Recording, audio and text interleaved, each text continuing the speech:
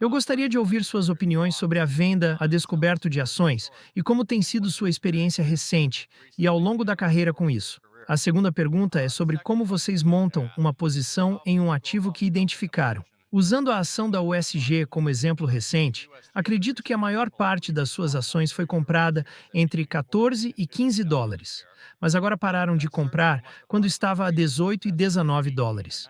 Por que 14 e 15 foram números mágicos? E agora que o preço caiu para cerca de 12 dólares, vocês continuam a aumentar a posição. Como decidem qual será a posição final? Não podemos falar sobre nenhum ativo específico. Nossas técnicas de compra variam muito dependendo do tipo de ativo com o qual estamos lidando.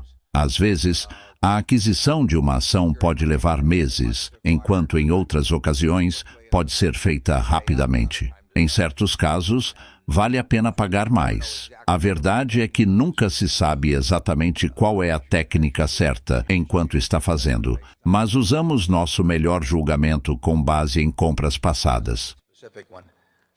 Vender a descoberto é um assunto interessante para estudar, porque já arruinou muita gente.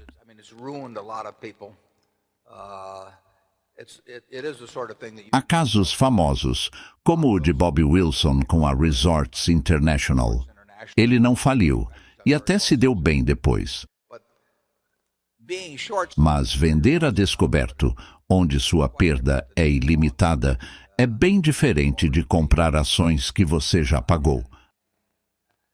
Ao longo da carreira, você vê muito mais ações com preços exagerados do que com preços abaixo do valor real.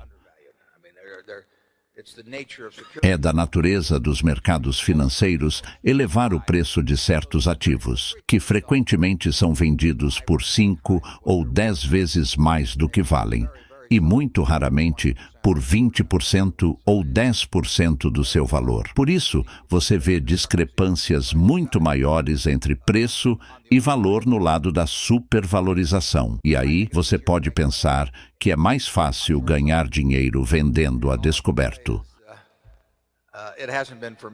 Tudo o que posso dizer é que isso não funcionou para mim, e acho que também não funcionou para o Charlie. É um negócio muito difícil, porque você enfrenta perdas ilimitadas, e quem compra ações com preços exagerados geralmente está comprando de um vendedor esperto, ou até de um trapaceiro, e é por isso que essas ações chegam a esses níveis. Essas pessoas sabem como usar essa supervalorização para criar valor no negócio.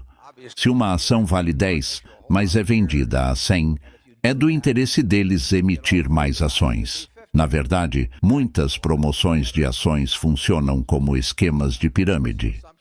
Se uma ação vale 10, mas está sendo vendida a 100, a empresa aproveita essa supervalorização para emitir mais ações. Com o dinheiro arrecadado, o valor real da empresa pode subir para 50. E as pessoas pensam, esses caras são tão bons nisso, vamos pagar 200 e aí eles fazem de novo e assim por diante. Se você se envolve em um desses esquemas, pode acabar sem dinheiro antes que os vendedores fiquem sem novas ideias. Se tivéssemos mantido as ações que queríamos vender a descoberto ao longo dos anos, teríamos tido sucesso eventualmente, mas o caminho é muito doloroso. Eu me lembro de uma situação específica, uma arbitragem em Nova York, em 1954. Era uma transação que não tinha erro, mas envolvia um pequeno detalhe técnico, e eu estava vendido a descoberto.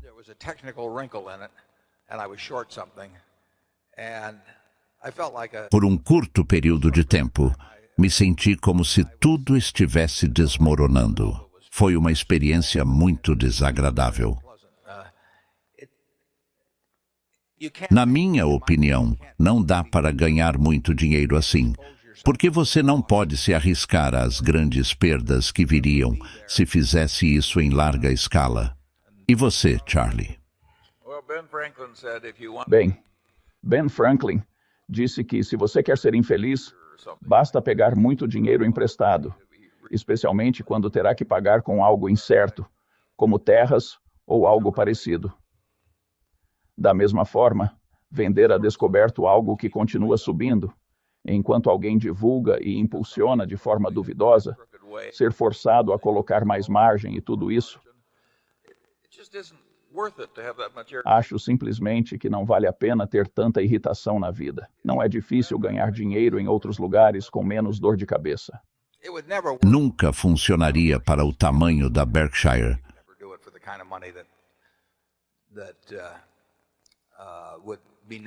Não poderíamos fazer isso de um tamanho que teria um impacto no nosso patrimônio. Então, não é algo que consideramos. Mas é interessante.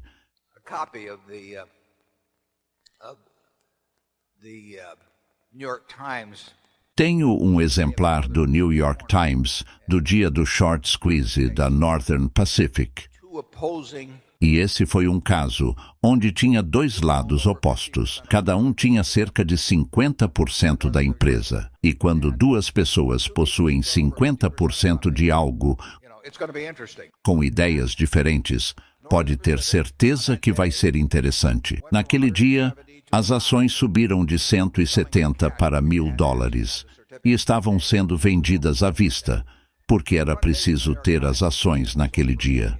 Na primeira página do New York Times, ao lado da matéria, havia uma história sobre um cervejeiro em Newark, Nova Jersey, que recebeu uma chamada de margem e se jogou num tanque de cerveja fervente. Esse nunca foi o tipo de final de carreira financeira que me atraiu. Nos anos 1920, houve outros exemplos de short squeeze, como no Piggly Wiggly e na Auburn Motors. Fazia parte do jogo daquela época. Na edição atual da New Yorker, há uma história interessante sobre Hattie Green, uma das fundadoras da Hathaway Manufacturing, que faz parte da nossa Berkshire Hathaway. Hattie Green foi a mulher mais rica dos Estados Unidos naquela época. Como seus descendentes espirituais, vamos manter distância das vendas a descoberto na Berkshire.